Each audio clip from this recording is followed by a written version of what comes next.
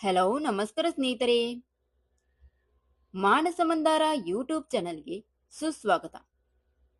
ಇವತ್ತಿನ ವಿಡಿಯೋ ತುಂಬಾ important video. Skip ಮಾಡದೆ ಪೂರ್ತಿ ನೋಡಿ ಮತ್ತು ನಮ್ಮ ಮಾನಸ ಮಂದಾರ ಯೂಟ್ಯೂಬ್ ಚಾನಲ್ನ ಸಬ್ಸ್ಕ್ರೈಬ್ ಮಾಡಿಕೊಂಡು ವಿಡಿಯೋದ ಕೊನೆಗೆ ಒಂದು ಲೈಕ್ ನೀಡಿ. 1. ರಾತ್ರಿ ಬಟ್ಟೆ ಒಗೆಯಬಾರದು ಯಾಕೆ? ಮಾನವನ ಬದುಕಿನಲ್ಲಿ ಧಾರ್ಮಿಕತೆಯ ಜಾಗೃತಿ ಸದಾ ಇರುತ್ತದೆ.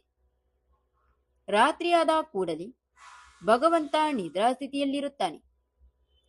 ಅಸುರಿ ಶಕ್ತಿಗಳು ಜಾಸ್ತಿಯಾಗುತ್ತವೆ. ಇಂತಹ ವೇಳೆ ಶಬ್ದ ಮಾಡಿ ಬಟ್ಟೆ ಒಗೆದರೆ ಅಸುರಿ ಶಕ್ತಿಗಳು ಚಂಚಲವಾದ ನಮ್ಮ ಮನಸ್ಸನ್ನು ಬೇಗನೆ ಪ್ರವೇಶಿಸುತ್ತವೆ. ಆದ್ದರಿಂದ ಇಂತಹ ಕೆಲಸಗಳನ್ನು ರಾತ್ರಿ ಮಾಡಬಾರದು. ಈ ಸಮಯದಲ್ಲಿ ನಾವು ದೇವರ ಚಿಂತನೆ ಮಾಡಬೇಕು. ಅಲ್ಲದೆ ರಾತ್ರಿ ಬಟ್ಟೆ ಒಗೆಯುವುದರಿಂದ ಕೊಲೆ ಕಾಣದೆ ಪೂರ್ತಿ ಹೋಗದಿರಬಹುದು. ಅಕ್ಕಪಕ್ಕದ ಮನೆಯವರಿಗೆ ಕಿರಿಕಿರಿ ಉಂಟಾಗಬಹುದು. ಆರೋಗ್ಯಕ್ಕೆ ಹಾನಿಯಾಗಬಹುದು. ಇಂತಹ 10 ಕಾರಣಗಳಿಂದಾಗಿ ಪ್ರಾಚೀನರು ರಾತ್ರಿ ಬಟ್ಟೆ ಒಗೆಯಬಾರದೆಂದು ತಿಳಿಸಿದ್ದಾರೆ. 2. ಮುಸ್ಸಂಜೆ ವೇಳೆ ಮಲಗಬಾರದು ಯಾಕೆ? ಸೂರ್ಯಾಸ್ತದ ವೇಳೆ ಸಂಧಿ ಸಮಯ. ಆ ವೇಳೆ ದೇವರ ಧ್ಯಾನ ಮಾಡಬೇಕು. ದಿನಪೂರ್ತಿ ಆಗಿರುವ ತಪ್ಪುಗಳನ್ನು ಕ್ಷಮಿಸುವಂತೆ ದೇವರನ್ನು ಮೊರೆಯಿಡಬೇಕು. ಸಂಜೆ ವೇಳೆ ದರಿದ್ರತೆ ಸೌಭಾಗ್ಯ ಎರಡೂ ಸಂಚರಿಸುತ್ತದೆ. ಸೂರ್ಯ ಮುಳುಗಿದಾಗ ಆತನ ದಿವ್ಯಶಕ್ತಿ, ಪ್ರಾಣಶಕ್ತಿ, ಬುದ್ಧಿಶಕ್ತಿ ಭೂಗರ್ಭದಲ್ಲಿ ಹುದುಗುತ್ತದೆ. ಚಂದ್ರನ ಚಂಚಲತೆ, ಮನಸ್ಸಿನ ವಿಕಾರಗುಣ ಭೂಗರ್ಭದಿಂದ ಹೊರಹೊಮ್ಮುವುದು.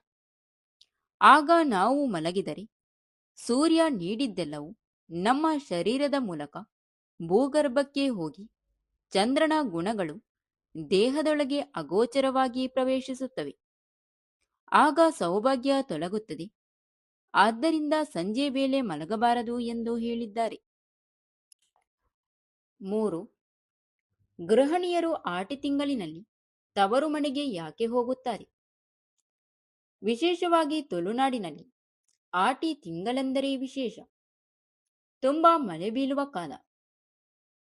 ಹಿಂದೆ ಮಾನವನ ಪ್ರಧಾನ ಕಸುಬು ಕೃಷಿ. ಅದರಲ್ಲೂ ಮಹಿಳೆಯರು ಈಗಿನಂತೆ ಉದ್ಯೋಗಕ್ಕೆ ಹೋಗಲು ಅವಕಾಶವಿರಲಿಲ್ಲ.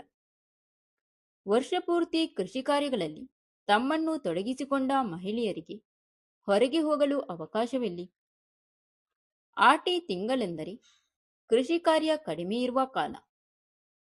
ತವರು ಮನೆಗೆ ಹೋಗಲು ಇದು ಒಂದು ಬಿಡುವಿನ ಸಮಯ. ಇದಕ್ಕಾಗಿ ಆಟಿ ತಿಂಗಳಿನಲ್ಲಿ ತವರು ಮನೆಗೆ ಹೋಗುವ ಸಂಪ್ರದಾಯ ರೂಢಿಗೆ ಬಂತು. ಅದರಲ್ಲೂ ನವವಧು ಮೊದಲನೇ ಆಟಿಯಲ್ಲಿ ತವರು ಮನೆಗೆ ಹೋಗಲೇಬೇಕೆಂಬ ನಿಯಮ ಇದೆ. ಈಗ ಸಾಕಷ್ಟು ಸಂಪರ್ಕ ವ್ಯವಸ್ಥೆ ಇದೆ. ಹಿಂದಿನಂತೆ ಮುಖತಃ ಮಾತನಾಡಲು ಹೋಗಲೇಬೇಕೆಂಬ ಅಗತ್ಯವಿಲ್ಲ. ಆದ್ದರಿಂದ ಇದರ ಮಹತ್ವ ನಗರ ಪ್ರದೇಶಗಳಲ್ಲಿ ಮಾಯವಾಗಿದೆ. ಹಳ್ಳಿಗಳಲ್ಲಿ ಮಾತ್ರ ಇದು ಉಳಿದುಕೊಂಡಿದೆ. 4. ಉಪ್ಪನ್ನು ಎಲೆಯಲ್ಲಿ ಬಿಡಬಾರದು ಯಾಕೆ? ಉಪ್ಪು ಯಮನ ಸಂಕೇತ. ಅದನ್ನು ಚೆಲ್ಲಿದರೆ ಯಮನ ಕೋಪಕ್ಕೆ ಗುರಿಯಾಗಬೇಕಾಗುತ್ತದೆ. ಆದ್ದರಿಂದ ಉಪ್ಪನ್ನು ಚೆಲ್ಲಬಾರದು, ಬಿಸಾಡಬಾರದೆಂಬ ನಂಬಿಕೆ ಇದೆ. ಒಂದು ವೇಳೆ ಉಪ್ಪು ಚೆಲ್ಲಿಕೊಂಡಿದ್ದರೆ ಅದನ್ನು ತೆಗೆದು ಯಾರೂ ತುಳಿಯದ ಜಾಗಕ್ಕೆ ಎಸೆಯಬೇಕು. ಉಪ್ಪು ನೆಲದ ಮೇಲೆ ಬಿದ್ದರೆ ನೆಲ ಹಾಳಾಗುತ್ತದೆ. ಮೈಮೇಲಿರುವ ಗಾಯಕ್ಕೆ ಬಿದ್ದರೆ ಉರಿಯುತ್ತದೆ. ಈ ಕಾರಣದಿಂದ ಉಪ್ಪನ್ನು ಬಿಡಬಾರದು, ಚೆಲ್ಲಬಾರದು ಎಂಬ ಪದ್ಧತಿ ಬಂತು. 5. ಎಲ್ಲ ಜಾತಿಯವರು ದೇವಾಲಯದಲ್ಲಿ ಪೂಜೆ ಮಾಡಬಾರದು ಯಾಕೆ? ನಮ್ಮ ದೇವಾಲಯಗಳ ಆಶಯವೇನೆಂದರೆ ಸಮಾಜಕ್ಕೆ ಅತ್ಯುತ್ತಮ ಜೀವನ ಪದ್ಧತಿ ಸಾರುವಂತಹದ್ದು.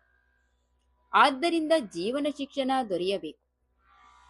ಆದ್ದರಿಂದ ಅಲ್ಲಿ ಮಂತ್ರ, ಪೂಜಾ ಪದ್ಧತಿ, ಆಚರಣೆಗಳು ಎಲ್ಲವನ್ನೂ ಜೀವನದಲ್ಲಿ ಆಚರಿಸುತ್ತಿರುವ ವ್ಯಕ್ತಿಗಳನ್ನು ಅಥವಾ ಅವರ ಸಂತತಿಯಿಂದಲೇ ಆರಿಸಿದ ವ್ಯಕ್ತಿಗಳನ್ನು ನೇಮಿಸುವ ಪದ್ಧತಿ ಸಮಾಜದಲ್ಲಿದೆ. ಉತ್ತಮ ತಳಿಯ ಕಲ್ಪವೃಕ್ಷ ಬೆಳೆಸಬೇಕೆಂದಿದ್ದರೆ ಅಂತಹ ಉತ್ತಮ ಮರದಿಂದಲೇ ಕಾಯಿಯನ್ನು ಆಯ್ಕೆ ಮಾಡಬೇಕು ತಾನೆ. ಇದು ಒಂದು ಕಾರಣವಾಗಿದೆ. ಸಸ್ಯಾಹಾರ ಪದ್ಧತಿಯನ್ನು ಆಚರಿಸುವವರು ಬ್ರಾಹ್ಮಣ ವರ್ಗದವರು. ಜಪ ತಪಾದಿಗಳನ್ನು ಆಚರಿಸಬೇಕಾದ ನಿರ್ಬಂಧ ಅವರಿಗೆ ಇದೆ. ಉಳಿದ ಜಾತಿಯವರಿಗೆ ವರ್ಣಾಶ್ರಮ ಪದ್ಧತಿಯ ಪ್ರಕಾರ ಬೇರೆ ಕೆಲಸಗಳಿವೆ. ಆಹಾರ ಪದ್ಧತಿಯಲ್ಲೂ ಸಡಿಲಿಕೆ ಇದೆ. ವಿವಿಧ ಕೆಲಸಗಳ ಒತ್ತಡದಲ್ಲಿ ದಿನಪೂರ್ತಿ ಪೂಜೆ, ಪುರಸ್ಕಾರ, ಜಪ, ಧ್ಯಾನ ಮಾಡುತ್ತಿರಲು ಸಾಧ್ಯವಿಲ್ಲ. ನಮ್ಮ ಸಾಮಾಜಿಕ ವ್ಯವಸ್ಥೆಯಲ್ಲಿ ಬ್ರಾಹ್ಮಣರನ್ನೇ ದೇವಾಲಯಗಳಲ್ಲಿ ಪೂಜೆಗೆ ನೇಮಿಸಬೇಕೆಂಬ ಅಪೇಕ್ಷೆ ಇನ್ನೂ ಉಳಿದುಕೊಂಡಿದೆ. 6. ದೇವರ ಪೂಜೆಗೆ ಆರಿಸುವ ಹೂಗಳು ಹೇಗಿರಬೇಕು? ದೇವರ ಪೂಜೆಗೆ ಆರಿಸುವ ಹೂಗಳು ಶುಚಿಯಾಗಿ ಮತ್ತು ಶುಭ್ರವಾಗಿರಬೇಕು. ತುಳಸಿ ಮತ್ತು ಬಿಲ್ವ ಬಾಡಿ ಹೋದರೂ ಉಪಯೋಗಿಸಬಹುದು. ಇತರರು ಉಪಯೋಗಿಸಿದ ಹೂಗಳು ಅಥವಾ ಅರಳದ ಮೊಗ್ಗು, ನೆಲಗಿದ ಮೇಲೆ ಬಿದ್ದ ಹೂಗಳನ್ನು ಆರಿಸಬಾರದು. ಪರಿಮಳಭರಿತ ಹೂಗಳನ್ನು ಮಾತ್ರ ಪೂಜೆಗೆ ಉತ್ತಮ. 7. ಶನಿಗೆ ಎಳ್ಳು ದೀಪ ಯಾಕೆ? ಶನಿಯು ತುಲಾರಾಶಿ, ಧನಸ್ಸು, ಮೀನ, ಮಕರ, ಕುಂಭಗಳಲ್ಲಿರುವಾಗ ಒಳ್ಳೆಯದನ್ನೇ ಮಾಡುತ್ತಾನೆ. ಮೇಷ ಹಾಗೂ ಸಿಂಹರಾಶಿಗಳಲ್ಲಿರುವಾಗ ಅತಿಯಾಗಿ ಪೀಡಿಸುತ್ತಾನೆ. ಇದನ್ನು 7 ಶನಿಕಾಟ ಎನ್ನುವರು. ಆಗ ಎಳ್ಳು ದಾನ, ಎಳ್ಳು ದೀಪದಾನ, ಕಪ್ಪು ವಸ್ತ್ರದಾನ, ವಿಷ್ಣು ಸಹಸ್ರನಾಮ ಪಾರಾಯಣಗಳಿಂದ ಪೀಡೆ ನಿವಾರಿಸಿಕೊಳ್ಳಬಹುದು. ಇದರಿಂದ ಶನಿದೇವರಿಗೆ ಎಳ್ಳು ದೀಪವನ್ನು ಹಚ್ಚುತ್ತಾರೆ. 8. ಅಶ್ವತ್ಥ ಪ್ರದಕ್ಷಿಣೆಯಿಂದ ಪುತ್ರ ಸಂತಾನ ಆಗುತ್ತದೆಯೇ? ಅಶ್ವತ್ಥವು ವೃಕ್ಷಗಳ ರಾಜ. ಅಶ್ವತ್ಥ ವೃಕ್ಷಕ್ಕೆ ಶ್ರೀವೃಕ್ಷ ಎನಿಸಿರುವ, ಅಂದರೆ ಅಂಟನ್ನು ಹೊರಬಿಡುವ ಬೇವಿನ ವೃಕ್ಷದ ಜೊತೆ ವಿವಾಹ ಮಾಡಿದರೆ ಕನ್ಯಾದಾನ ಫಲ ಲಾಭ. ಇಂತಹ ವಿವಾಹವಾಗಿರುವ ಅಶ್ವತ್ಥ ವೃಕ್ಷದ ಪ್ರದಕ್ಷಿಣೆಯಿಂದ ಪುತ್ರ ಲಾಭ.